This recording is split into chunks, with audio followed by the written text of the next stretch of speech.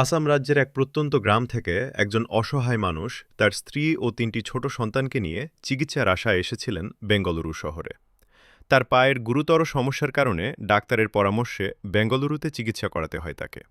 কিন্তু চিকিৎসা, ওষুধ ও থাকা খাওয়ার খরচে অল্প কিছু দিনের মধ্যেই শেষ হয়ে যায় পরিবারের সব সঞ্চয়।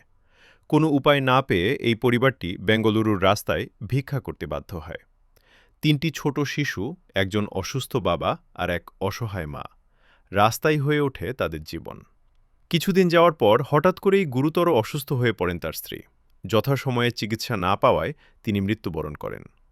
এই চরম দুঃসময়ে যখন পরিবারটি সম্পূর্ণ ভেঙে পড়ে, ঠিক তখনই পাশে এসে দাঁড়ায় বেঙ্গলি কল্যাণ ট্রাস্ট।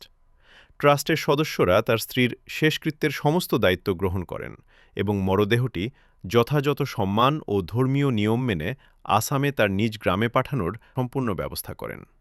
এরপর সেই অসহায় মানুষটিকে হাসপাতালে ভর্তি করে চিকিৎসার ব্যবস্থা করা হয়। কিন্তু ডাক্তাররা স্পষ্ট জানিয়ে দেন তার পা আর কখনো ঠিক হওয়ার সম্ভাবনা নেই। তবুও বেঙ্গলি কল্যাণ ট্রাস্ট হাল ছাড়েনি।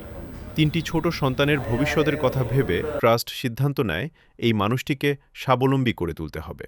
তাই ট্রাস্টের পক্ষ থেকে তাকে একটি অটোরিকশা কিনে দেওয়া হয় এবং তাকে ও তার ৩ সন্তানকে নিরাপদে আসামে নিজের বাড়িতে ফিরিয়ে দেওয়ার ব্যবস্থা করা হয়। আজ সে আর ভিক্ষুক নয়, আজ সে একজন বাবা, যে নিজের শ্রমে নিজের সন্তানদের ভবিষ্যৎ গড়ার চেষ্টা করছে। এই গল্প শুধু একজন মানুষের নয়, এটা মানবতার গল্প, এটা সহানুভূতির গল্প, এটা বেঙ্গলি কল্যাণ ট্রাস্টের গল্প। আপনিও পাশে থাকুন মানবতার এই যাত্রায়।